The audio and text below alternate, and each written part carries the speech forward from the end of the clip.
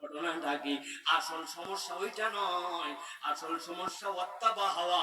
ওই ব্যক্তি নিজের অন্তরকে ইলা বানাইছে, আল্লাহ মানে অন্তর মানে, ঠিক না? ঢাকায় নাকি বিশ্ববিদ্যালয়ের এক শিক্ষক এক ছেলের এরকম সুকুদারি, আপনাদের এলাকায় রাম ছাগল আছে?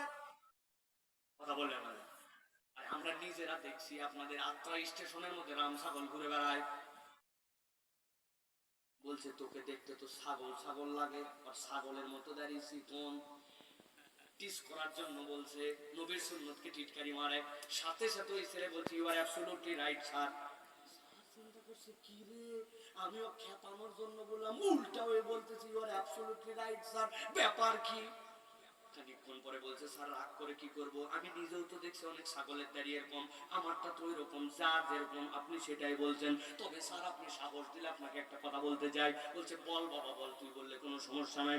বলছে স্যার আমার ছাগলের মতো দাঁড়ি, এই জন্য আমাকে দেখতে ছাগল ছাগল লাগে, তবে যতবার আপনার চেহারার দিকে তাকায়, আপনার চেহারা দেখলে আমার কুট্টা কুট্টা লাগে। আপনাদের এলাকায় কুত্তার মুখে দাঁড়ি গজায় তো? কথা বললেন না? ওই যে সিগন্যাল দিচ্ছে দু একটা, আমাদের নিয়ে আলাপ করতেছেন হুজুর, আমরা অত নিকৃষ্ট না। আমি কাউকে টিজ করার জন্য বলছি না, আমি কোরআন থেকে রেফারেন্স দিয়ে বুঝাচ্ছি আপনাকে। আল্লাহ বলছেন ওয়াত্তাবা হাওয়া, সে তার মন পছন্দ জীবন চালায়। কসুয়ার দিকে বিয়ে শাদী হয়, হয় পিছন থেকে আওয়াজ দেন হয়, মামাতো বোনের মেয়ে, খালাতো বোনের মেয়ে, আপন বোনের মেয়ে, ফুপুর বিয়ে, চাচির, আপনার নিজেদের আত্মীয় স্বজনের বিয়ে শাদী হয় কিনা? ইসলামের বিয়ের বিধান হচ্ছে, এক নম্বর ইজাব আর কবুল হচ্ছে ফরজ, দুই নম্বর ওয়াতুন নিসা সাদাকাতিহিন্না নিহালা, মেয়েদের জন্য দেনমোহর দিয়ে দাও, এটা ওয়াজিব, কেউ কেউ বলছেন ফরজ। তিন নম্বরে নবী বলছেন আউলিম ওয়ালাউ বিশাতিন, একটা ছাগলের বাচ্চা দিয়ে হলেও ছেলের বাড়িতে এনে ওলিমার অনুষ্ঠান করো, এটা হচ্ছে আল্লাহ রাসূল কর্তৃক নির্ধারিত।